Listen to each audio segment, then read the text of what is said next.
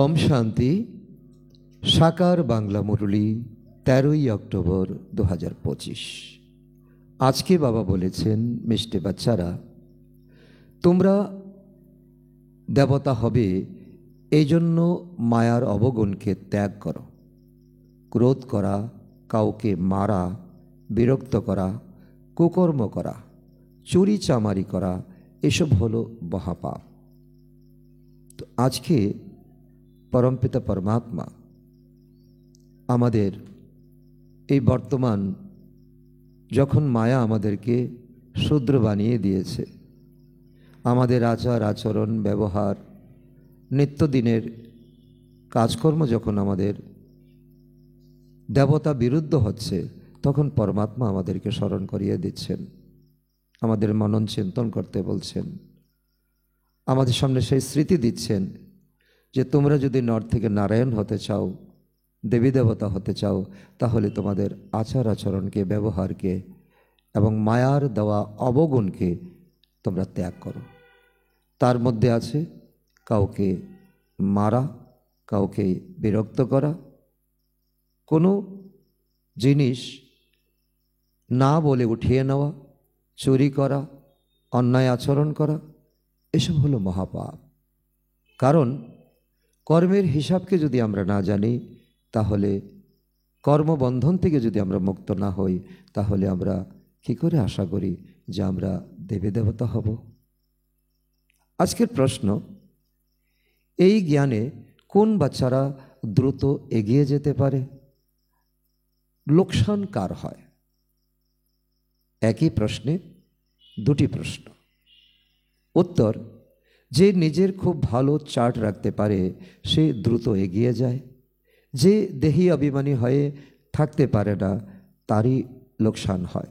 বাবা বলেন, ব্যাপারী লোকদের চার্ট রাখার অভ্যাস থাকে, তাই অভ্যাসের দ্বারা সে এখানেও দ্রুত এগিয়ে যেতে পারে।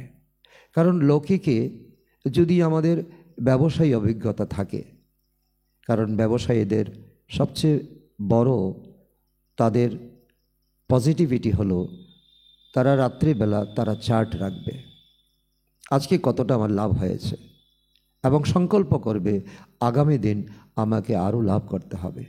যদি লোকসানও হয়ে থাকে তো লোকসানের কারণও খুঁজে বের করবে, এই কারণে এই জন্য আমার লোকসান হয়েছে। তো সেজন্য তো বাবা বলছেন যে এখন আত্ম অভিমানী হওয়ার, কারণ ব্যবসায়ে তো তোমরা খরিদ করেছো, বিক্রি করেছো, তার মধ্যে লাভ ক্ষতি দেখেছো, তো এখানে তোমাদের এটাও তোমাদের পুণ্য কামাই, পুণ্য কর্ম জমা করা, অবিনাশী খাতা জমা করা। কারণ দেখতে হবে যে তুমি কতটা আত্ম অভিমানী হতে পারছো। কারণ মায়া শিখিয়েছে উল্টোটা, রাবণ শিখিয়েছে উল্টোটা, এখন রাম এসে আমাদেরকে সঠিক রাস্তা দেখাচ্ছেন। আর তার জন্য ব্যবসায়ী বুদ্ধি আমাদের থাকতে হবে, যে চার্ট আমাদেরকে রাখতে হবে সারাদিন আমরা কতটা দেহ অভিমান আমাদের রয়েছে, কতটা আমরা দেহি অভিমানী হতে পেরেছি। তাহলে এই ঈশ্বরীয় যজ্ঞে এসেও, ঈশ্বরীয় পড়াশোনা করেও তোমরা অনেক দ্রুত এগিয়ে যেতে পারবে। আজকের গীত, মুখ দেখরে প্রাণী হৃদয় দর্পণে, পাপ কতটা পুণ্য কতটা তোমার জীবনে। তো হৃদয় দর্পণে, দিলরূপী দর্পণে আমরা যদি দেখি আমাদের অন্তর চেহারাটা, যে কতটা আমরা পাপকে মোচন করেছি, কতটা আমরা পুণ্য জমা করেছি, তাহলে কিন্তু আমাদের জীবনের অঙ্কটা মিলে যাবে।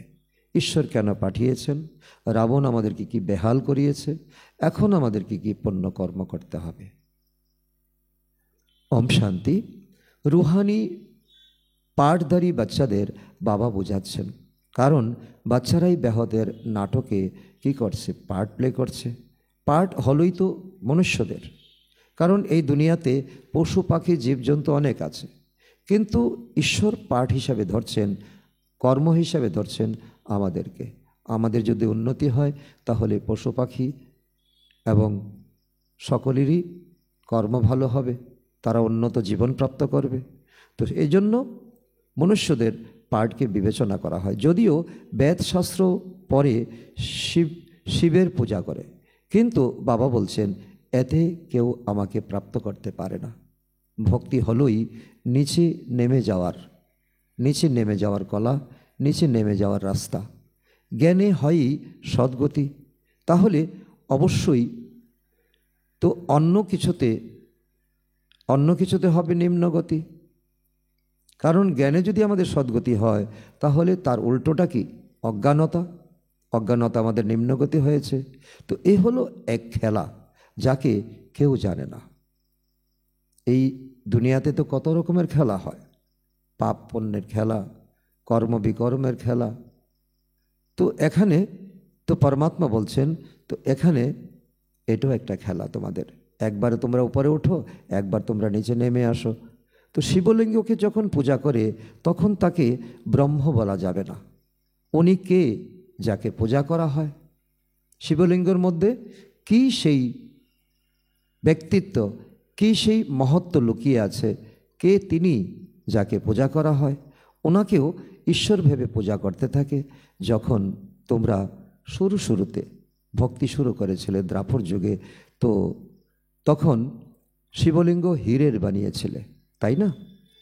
তো এখন তো গরিব হয়ে কি করছো? পাথরের বানাচ্ছ। শিবলিঙ্গ পাথরের বানাচ্ছ। হীরের লিঙ্গ ওই সময় দ্রাপর যুগের শুরুতে 4-5 হাজারের ছিল। এই সময় তো এর দাম 5-7 লাখ টাকা হবে।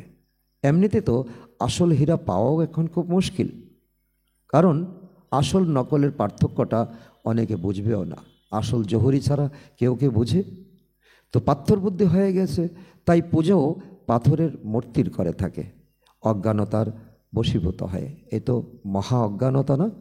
পাথর বুদ্ধি আর পাথরকে পূজা করছি। যখন জ্ঞান হয় তখন তোমরা পূজা করো না। এই সময় তোমরা ঈশ্বর থেকে জ্ঞান প্রাপ্ত করছো। এখন তোমাদের পূজা করা উচিত কি উচিত নয়, এটা তোমাদের এখন বোধোদয় হয়েছে। চৈতন্য যখন সামনে আছে, চৈতন্য কে? পরমপিতা পরমাত্মা ব্রহ্মার শরীরে এসেছেন। তিনি একবারও তো বলেননি আমাকে পূজা করো, তিনি বলছেন আমাকে স্মরণ করো। তো চৈতন্য যখন এখন সামনে আছে, তো ওনাকে এখন স্মরণ করতে হবে। তোমরা জানো যে স্মরণে কি হয়? বিকর্ম বিনাশ হয়। তো গীতেও বলা হয়, হে বাচ্চারা, প্রাণী বলা হয় আত্মাকে। তো প্রাণ বেরিয়ে গেলে তাকে কি বলা হবে? মুর্দা বলা হবে, মৃত বলা হবে। আত্মা বেরিয়ে যায়। আত্মা হলো অবিনাশী, অজর অমর অবিনাশী। আত্মা যখন শরীরে প্রবেশ করে, তখন তাকে কি বলা হয়? চৈতন্য বলা হয়। বাবা বলেন, নিজের ভিতরে চেক করো যে কতদূর দৈবী গুণ তোমার ধারণ হয়েছে। কোনো বিকার নেই তো? কোনো প্রকারের বিকার, যা মায়া তোমাকে গিফট করেছে, মায়া তোমাকে বশীভূত করেছে। চুরি চামারির মতো কোনো আসুরি অবগুণ নেই তো? আসুরি কর্তব্য করলে তো ভেঙে পড়বে, কারণ এখন তোমরা তরতর করে উপরে উঠছো। আর যদি আসুরি কর্ম করো, তো 5তলা বিল্ডিং থেকে তো পড়লে যেমন হাড় একদম চকনাচুর হয়ে যায়, হাড়গোড় ভেঙে যায়, তো ঠিক তেমনি ভেঙে পড়বে। উঁচু পদ প্রাপ্ত করতে পারবে না। খারাপ অভ্যাসকে মিটিয়ে ফেলতে হবে। দেবতারা কখনো ক্রোধ করে কি? না, করে না। এখানে মায়েরা অসুরদের দ্বারা কত মার খায়, কারণ তোমরা যখন দৈবী সম্প্রদায় তৈরি হচ্ছ, তখন মায়া কত শত্রুতা করে। পুরুষতান্ত্রিক সমাজে তো মাতৃদের উপর কত নির্যাতন করে। তো মায়ার অবগুণ তখন কাজ করে, তাদের ভিতর অসুর প্রবেশ করে। মায়া বিরক্ত করা, মায়া কি করে? মারা, কাউকে মারা, বিরক্ত করা, কুকর্ম করা, এসব হলো মহাপাপ। মহাপাপের মধ্যে তো অনেক আছে, তার মধ্যে এগুলো হলো মূল বিষয়। বাবার কাছে তোমরা প্রতিজ্ঞা করছো না, বাবা তুমি ছাড়া আমার আর দ্বিতীয় কেউ নেই, আমরা তোমাকেই স্মরণ করব। ভক্তিতে যদিও গান গেয়ে থাকে, কিন্তু তারা জানে না যে স্মরণ করলে কি হবে, স্মরণের রেজাল্ট কি, কত শক্তিশালী স্মরণের দ্বারা তুমি হতে পারো। তো তারা বাবাকে জানেই না, তাদের কাছে তো বাবার কোনো পরিচয় নেই, কি করে জানবে? হে দীনদয়াল, হে দীননাথ, তো হে দীনবন্ধু, তো এভাবেই তো পরমাত্মাকে ডাকে। একদিকে বলে থাকে ঈশ্বর নাম রূপ থেকে আলাদা, অন্যদিকে আবার শিবলিঙ্গ বানিয়ে পূজা করে থাকে। তোমাদের ভালোভাবে বুঝে অন্যদের ভালোভাবে বোঝাতে হবে। তোমাদের কাঁধে অনেক বড় দায়িত্ব দেওয়া হয়েছে।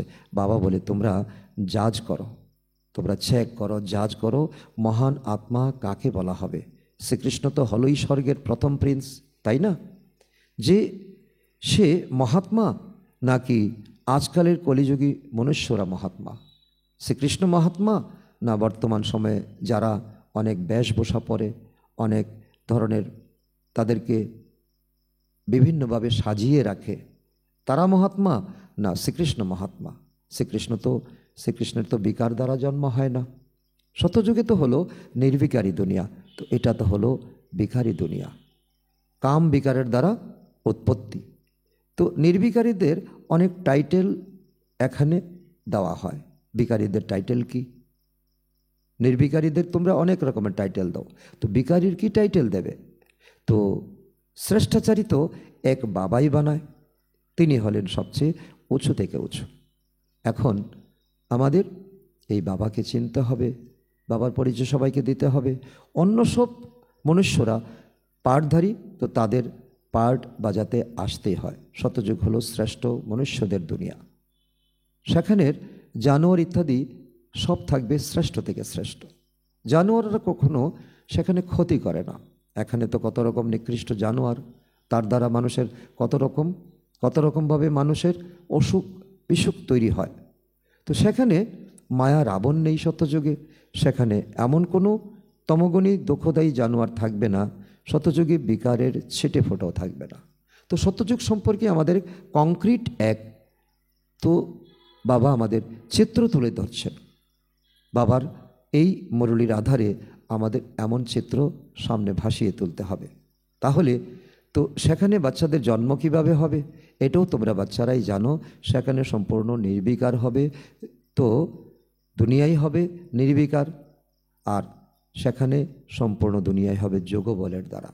যোগবলের দ্বারা সংসার বৃদ্ধি পাবে। অত্যন্ত বোঝার মতো কথা। বাবা বলে বাচ্চারা তোমাদের আমি দেবতা বানাই, তো নিজেকে চেক করো। বাচ্চারা পরিশ্রম ছাড়া বিশ্বের মালিক হওয়া যায় না, সম্ভব না। যেমন তোমরা রূপে বিন্দু, তেমনি বাবাও রূপে বিন্দু। তাতে ঘাবড়ে যাওয়ার মতো কিছু ব্যাপার নয়, কারণ বিন্দু বলে তাকে আমি স্মরণ করতে পারবো না। তিনি তো বাবা, তিনি তো মাতা, তিনি পিতা। কেউ বলে পরমাত্মাকে দেখতে চাই, কারণ বিজ্ঞানের যুগে সকলে প্রুফ চায়। আমি পরমাত্মাকে দেখব, তারপর আমি বিশ্বাস করব। বাবা বলেন তোমরা আধা কল্প ধরে তো অনেক বিগ্রহ বানিয়ে পূজা করেছ, আর তাকে নিয়ে অনেক নৃত্য করেছ এবং তারপর তাকে জলে ডুবিয়ে দিয়েছ। তো 2500 বছর ধরে তোমরা অনেক কিছু দেখেছ, কিন্তু তাতে কোনো কিছুই লাভ হয়েছে কি? লাভ হলো না। এখন অর্থসহিত তোমাদের বুঝিয়ে থাকি আমি অর্থসহিত বোঝাই, কারণ তোমরা বাচ্চা। আমার মধ্যেই সম্পূর্ণ পার্ট ভরা আছে। আমি হলাম সুপ্রিম সোল, সুপ্রিম ফাদার। কোনো বাচ্চা লৌকিক বাপকে এমন বলতে পারবে কি সুপ্রিম ফাদার, সুপ্রিম সোল? না, একমাত্র শিব বাবাকেই বলা হয় সুপ্রিম ফাদার। বাচ্চারা শুধুমাত্র শিব বাবাকেই বাবা বাবা বলে সম্বোধন করে থাকে। সন্ন্যাসীদের তো বাচ্চা নেই যে বাবা বলতে পারবে। তিনি হলেন সমগ্র দুনিয়ার, শিব বাবা হলেন সমগ্র দুনিয়ার আত্মাদের পিতা, সকল আত্মাদের পিতা। ওনার থেকেই সব আত্মারা স্বর্গের উত্তরাধিকার পেয়ে থাকে। সন্ন্যাসীদের কোনো গৃহস্থ আশ্রম নেই, কারণ সন্ন্যাসীরা এই বিকারের ভয়ে সংসার ছেড়ে জঙ্গলে চলে আসে। তো বাবা এসে বাচ্চাদের বোঝান, বাচ্চারা তোমরাই 84 জন্ম ভোগ করেছ। সৃষ্টির শুরুতে তোমরা কত শতপ্রধান ছিলে, কত সুন্দর ছিলে, দিব্য গুণ ছিল তোমাদের। তারপর জন্ম নিতে নিতে তোমরা নিচে নেমে গেছো। তো এখন তোমরা কেউ আর সুপ্রিম বলতে পারবে না। এখন তোমরা নিজেকে নীচ, ছল, কপট তো এমন মনে করো। তো বাবা বারবার বুঝিয়েছেন। তো মূল বিষয় হলো যে নিজেকে দেখো যে আমার মধ্যে কোনো বিকার নেই তো। রোজ রাতে নিজের চার্ট চেক করো, ডায়েরি রাখো, কারণ ব্যবসায়ীরা রোজ রাতে চার্ট রাখে। সরকারি চাকরিজীবী চার্ট রাখতে পারে না, কারণ তারা নির্দিষ্ট কিছু বেতন পেয়ে থাকেন। এই জ্ঞান মার্গে ব্যবসায়ীরা খুব এগিয়ে যেতে পারে, তো যতটা না সরকারি চাকরিজীবীরা পারে। তাদের তো নির্দিষ্ট বেতন, নির্দিষ্ট ইনকাম। ব্যবসায়ীরা আজকে 50 টাকা রোজগার করলে কালকে 60 টাকা রোজগার করবে, কখনো আবার লোকসানও হয় তাদের। তো কী কারণে লোকসান হয় তাও তারা চেক করে। তো সরকারি চাকরিজীবীদের তো নির্দিষ্ট একটা বেতন থাকে, তাই তাদের লোকসানের কোনো চিন্তা থাকে না। কিন্তু এই অবিনাশী কামাইতেও যদি আত্ম অভিমানী না হও, তাহলে অনেক লোকসান হতে পারে। অনেক বড় ইঙ্গিত বাবা আমাদেরকে দিচ্ছেন। এই আমাদের অল্প সময়ের এক জন্মের আমাদের পার্ট, আর আমাদের কামাই করতে হবে 21 জন্মের জন্য। মাতারা তো ব্যবসা আদি করে না, তাদের জন্য আরও সহজ। মাতাদের থেকে কুমারী কন্যাদের আরও সহজ, কারণ মাতাদের তো সিঁড়ি বেয়ে নিচে নামতে হয়, অনেক পরিশ্রম করতে হয়। কন্যারা তো বিকারে যায়নি, তারা তাহলে বিকার কি জিনিস কিভাবে বুঝবে? পুরুষদের তো পরিশ্রম করতে হয়, পরিবারের দেখাশোনা করতে হয়, কামাই রোজগার করতে হয়, সিঁড়ি দিয়ে নিচে নামতে লাগে, কারণ বারবার মায়া থাপ্পড় মেরে নিচে নামিয়ে দেয়। কারণ তারা যে মায়েদের উপর অত্যাচার করে, কারণ এটাও কিন্তু মায়া, রাবণ তাদের মধ্য দিয়ে করায়। এটাও জন্মান্তরের হিসাব নিকেশ। তোমরা এখন ব্রহ্মাকুমার ও ব্রহ্মাকুমারী হয়েছ। কুমারীরা সবসময় পবিত্রই থাকে। সবচেয়ে বেশি মোহ হলো পতির ভালোবাসা। তোমাদের তো এখন পতিরও পতি, অর্থাৎ পরমাত্মাকে স্মরণ করতে হবে। জেনে বুঝে সম্পর্ক তৈরি করে আর সবাইকে ভুলে যেতে হবে। এ সংসার হলো মায়ার সংসার। তো মা বাবার তো বাচ্চার প্রতি মোহ থাকে, বাচ্চারা তো হলোই অবুঝ। বিয়ের পর মোহতে ফাঁসতে থাকে, তারপর স্ত্রীকে ভালো লাগে, তারপর বিকারে যাওয়ার কারণে সে বিকারকে ভালোবাসে। কুমারীরা যখন পবিত্র থাকে তখন তাদের কি হয়? তখন তাদের পূজা করা হয়, কুমারী পূজা করা হয়। তোমাদের নাম তো হলো বিকে, ব্রহ্মাকুমার ব্রহ্মাকুমারী। তোমরা বাচ্চারা মহিমাযোগ্য হও, মহিমাযোগ্য হয়ে তারপর পূজার যোগ্য হয়ে থাকো। এখন তোমাদের আচরণ, এখন তোমাদের সুন্দরভাবে চালচলনের জন্য তোমরা এখন প্রথমে বিখ্যাত হবে, মহিমাযোগ্য হবে। তারপর দ্রাপর যুগ থেকে তোমাদের, সত্যযুগে ত্রেতাযুগে তোমরা পূজ্য হবে, দ্রাপর যুগ থেকে তোমরা মন্দির হবে, তোমাদের মূর্তি হবে, তোমাদের বাবাই তোমাদের শিক্ষক সদ্গুরু। তাহলে তোমাদের অনেক নেশা থাকতে হবে যে আমরা হলাম ঈশ্বরীয় স্টুডেন্ট। তাহলে ভগবান অবশ্যই আমাদের পড়াশোনা করিয়ে কী বানাবেন? ভগবান ভগবতী বানাবেন। শুধুমাত্র বুঝিয়ে থাকেন ভগবান এক, এটাই বাবা আমাদেরকে ক্লিয়ার করে দেন। আমি তোমাদের এক পরমপিতা পরমাত্মা এবং অদ্বৈত। আমি বিনা এ দুনিয়াতে তোমাদের কেউ রাস্তা বলে দিতে পারে না। বাকিরা সবাই হলো ভাই ভাই। এবার সন্ন্যাসী বলো, উদাসী বলো, বিদ্বান বলো, পণ্ডিত বলো, আর তোমাদের মধ্যে দ্বিতীয় কোনো সম্পর্ক নেই। প্রজাপিতার দ্বারা রচনা করা হয়। এই সৃষ্টির রচনা প্রজাপিতার দ্বারা, ব্রহ্মার দ্বারা রচনা বলা হয়। তারপর বৃদ্ধি হয়। আত্মাদের বৃদ্ধি হয় না, বৃদ্ধি তো মনুষ্যদের হয়। তো আত্মাদের তো লিমিট নম্বর আছে, কিন্তু মনুষ্যদের লিমিট নম্বর নেই। যতক্ষণ পর্যন্ত পরমধামে আত্মারা আছে ততক্ষণ পর্যন্ত আত্মারা আসতেই থাকবে, নতুন জন্ম হতেই থাকবে। তো ঝাড় বাড়তে থাকবে। এই তোমাদের সৃষ্টি রূপী কল্পবৃক্ষ ঝাড় বাড়তেই থাকবে। তার তুলনা কলকাতার বটবৃক্ষর সাথে, বোটানিক্যাল গার্ডেনে তো বটবৃক্ষর সাথে করতে থাকে। তার কোনো ফাউন্ডেশন নেই, বাকি শুধু একটি গাছ দাঁড়িয়ে আছে এবং যেদিকে তাকাও সবটাই গাছের গোড়া বলে মনে হবে। তোমাদের এমনই অবস্থা, ফাউন্ডেশন নেই। এখন পর্যন্ত তোমরা মন্দির বানাতে থাকো। কবে তোমাদের পুরুষার্থ হবে? কবে তোমরা এই অবগুণকে ত্যাগ করবে? কবে তোমরা পরমাত্মাকে চিনবে? মানুষ তো কিছুই জানে না। দেবতাদের রাজ্য কখন ছিল, আবার সেই রাজ্যটি কোথায় গেল, এই জ্ঞান তোমরা ব্রাহ্মণ ছাড়া আর কারো জানা নেই। মানুষ তো তো এইটাই জানে না পরমাত্মা দেখতে কীরূপ। গীতায় লেখা আছে পরমাত্মার রূপ অখণ্ড জ্যোতিস্বরূপ। আগে অনেকের সাক্ষাৎকার হতো তাদের ভাবনা অনুসারে। কেউ গণেশকে ভালোবাসত, তার গণেশ রূপে সাক্ষাৎকার হতো। কেউ তো হনুমানকে ভালোবাসত, পূজা করত, হনুমান রূপে তার সাক্ষাৎকার হতো। সাক্ষাৎকারের সময় বলতো আমি আর সহ্য করতে পারছি না, কারণ পরমাত্মাকে তারা কি মনে করে হাজার সূর্যের তেজময়, এমনই ভক্তিতে বলা আছে। তো তার জন্য তার যেমন ভাবনা তো তেমনই তার সাক্ষাৎকার হতো। তো তাতে তো ছিল শুধু একটি সাক্ষাৎকার। বাবা বলে সাক্ষাৎকারের মাধ্যমে কোনো কল্যাণ হয় না। যেমন পূজাপাঠের মাধ্যমে কোনো কল্যাণ হয় না, তেমন সাক্ষাৎকারের মাধ্যমে কোনো কল্যাণ হয় না। এখানে মুখ্য হলো স্মরণের যাত্রা। পারদ যেমন তাকে যত ধরতে চাইবে সে জায়গা থেকে অন্য জায়গা সরে যাবে, ঠিক তোমাদেরও স্মরণ বারবার। তোমরা যাকে চাইছো পরমাত্মার সঙ্গে একাগ্র হতে, পরমাত্মা তোমাদের থেকে অনেক দূরে চলে যাবে, তুমি দূরে চলে যাবে। কত ভাবনা নিয়ে বাচ্চারা বসে স্মরণের যাত্রায়, কিন্তু অন্যান্য খেয়াল চলে আসে, ঘর বাড়ির সন্তানের খেয়াল, জায়গা জমির খেয়াল। তো বাচ্চারা তোমাদের স্মরণের যাত্রার মাধ্যমে রেইস করতে হবে, চার্ট রাখতে হবে, রেইস করতে হবে আজকে কতটুকু করেছো। যেমন শারীরিক যাত্রা রোজ দিন একটু একটু করে তোমাদের বাড়াতে হয়, তেমনি স্মরণের যাত্রা একটু একটু করে বাড়াতে হয়।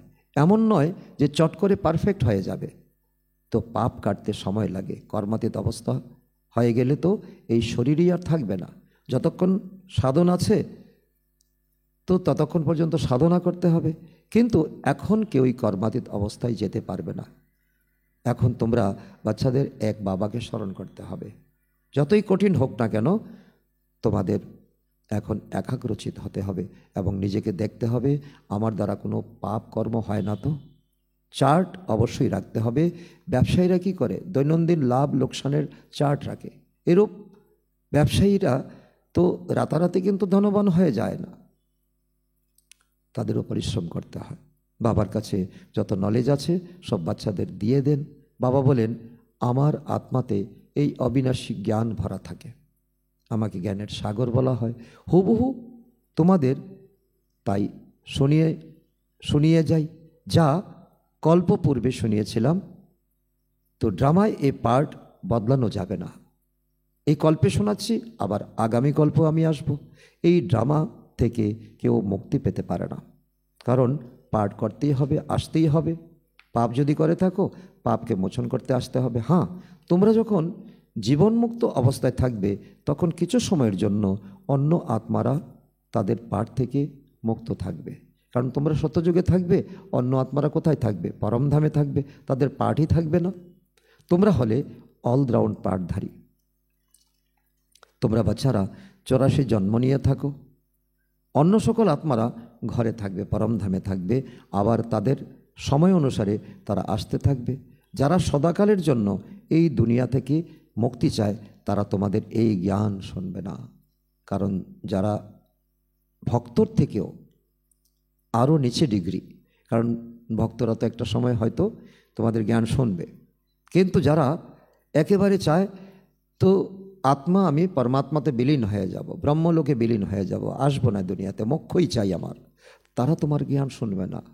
কারণ তারা বলে কি ব্রহ্ম সত্য, জগৎ মিথ্যা, তাদের তো সত্যযুগে পার্ট নেই। আর এমন আত্মারা যদি জ্ঞান শোনে তো তাহলে তো ভগবান কি বলছেন, তো আমার মহাবাক্য হলো অ্যাকুরেট, কারণ তোমাদের ধারে কাছে তারা আসবে না, কারণ সত্যযুগে যারা আসবে না তোমাদের ধারে কাছেও আসবে না।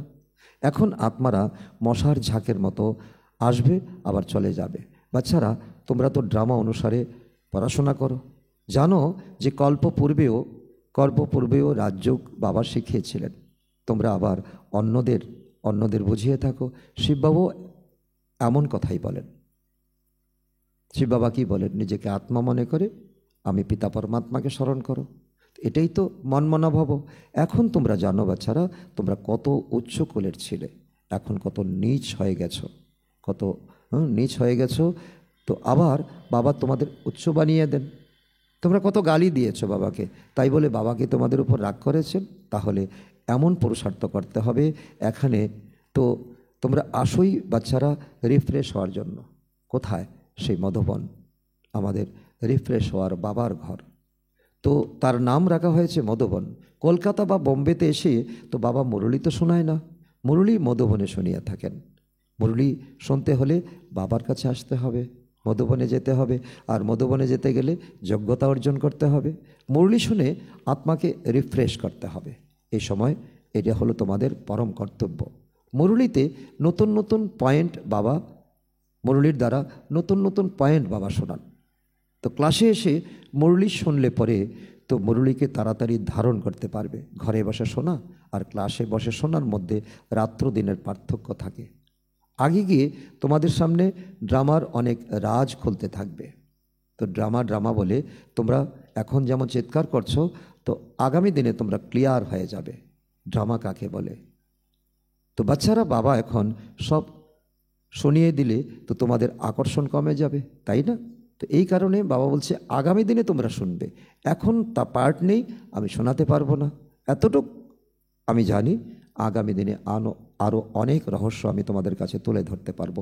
ক্রমশ প্রকাশ হতে থাকবে। ড্রামার এক সেকেন্ডের সাথে অন্য সেকেন্ডের কোনো মিল নেই।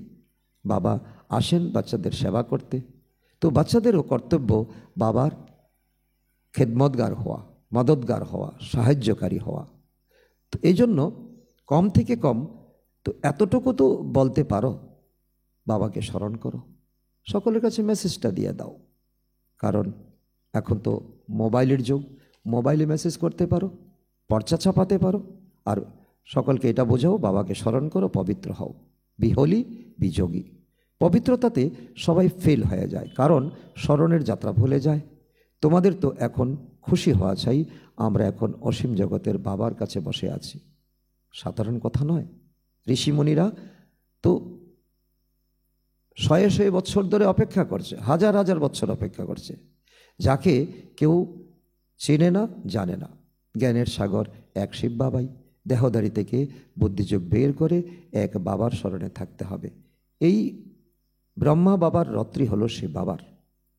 কারণ ব্রহ্মা বাবা লোনে দিয়েছেন।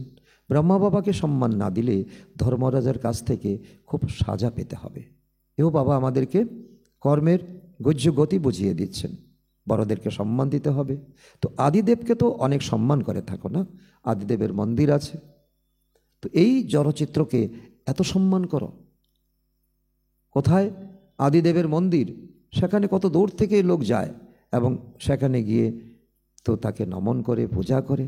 তো তাহলে এই চৈতন্য আদিদেবকে কতই না সম্মান করতে হবে। কারণ চৈতন্য আদিদেব, যে ব্রহ্মার শরীরে শিব বাবা প্রবেশ করেছেন, আর যিনি এখন মধুবনে বিরাজমান ছিলেন, সাকারে ছিলেন, এখন নেই, তিনি অব্যক্ত হয়েছেন। আচ্ছা,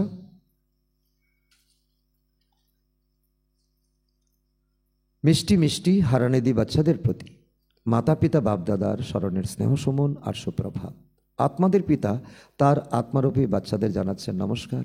আমরা আত্মারূপী সন্তানরা আমাদের মাতা পিতা বাপদাদাকে জানাই স্মরণের স্নেহ সুমন, সুপ্রভাত ও নমস্কার। ধারণার জন্য মুখ্য সার। নাম্বার 1, 1 নম্বর, নিজেকে নিজে চেক করো এবং দৈবী গুণ ধারণ করো। খারাপ অভ্যাসগুলিকে বিদায় দিতে হবে। প্রতিজ্ঞা করতে হবে, বাবা আমরা কখনো খারাপ কর্ম করব না। নাম্বার 2, কর্মাতীত অবস্থা প্রাপ্ত করতে হলে স্মরণের রেস করতে হবে। রুহানি সেবায় হাজির থাকতে হবে। বড়দের সম্মান দিতে হবে। বরদান, ফলো ফাদারের পার্ট দ্বারা কঠিনকে সহজ বানানোকারী তীব্র পুরুষার্থী ভব। তার অর্থ হলো কঠিনকে সহজ অথবা লাস্ট পুরুষার্থে সফলতা প্রাপ্ত করার প্রথম পার্ট ফলো ফাদার। এক বাবাকে স্মরণ, এক বাবার কর্মকে ফলো করো, ব্রহ্মা বাবার কর্মকে ফলো করো। এই পার্টটি পুরুষার্থের লাস্ট স্টেজকে নিকটে আনবে। এই পার্টের দ্বারা অভুল, একরস আর তীব্র পুরুষার্থী হতে পারবে। কারণ যে কোনো বিষয় কঠিন তখনই মনে হয় যখন বাবাকে ফলো করার বদলে নিজের বুদ্ধি চালাতে থাকো। তাতে নিজের সংকল্পের জালে তোমরা ফেসে যাও। আবার মুক্ত হওয়ার জন্য সময় ও শক্তি উভয়ই দরকার, উভয়ই ওয়েস্ট চলে যায়। যদি তুমি ফলো ফাদার করতে থাকো তাহলে তোমার সময় ও শক্তি উভয়ই বেঁচে যাবে। স্লোগান: সততা স্বচ্ছতা গুণকে ধারণ করতে হলে নিজের স্বভাবকে সরল বানাও। অব্যক্ত ইশারা: যত নিজেকে মনসা সেবায় ব্যস্ত রাখবে তত তাড়াতাড়ি মায়াজিত হতে পারবে। শুধুমাত্র নিজের প্রতি ভাবুক হইও না, কিন্তু অন্যকে শুভ ভাবনা শুভকামনার দ্বারা পরিবর্তন করার সেবা করো। ভাবনা আর জ্ঞান, স্নেহ আর যোগ উভয়ের ব্যালেন্স চাই। কল্যাণকারী তো হয়েছ, এখন অসীম জগতের কল্যাণকারী হয়ে কল্যাণ করো। এটাই আমাদের আজকের মুরলির মূল কথা। আচ্ছা, ওম শান্তি।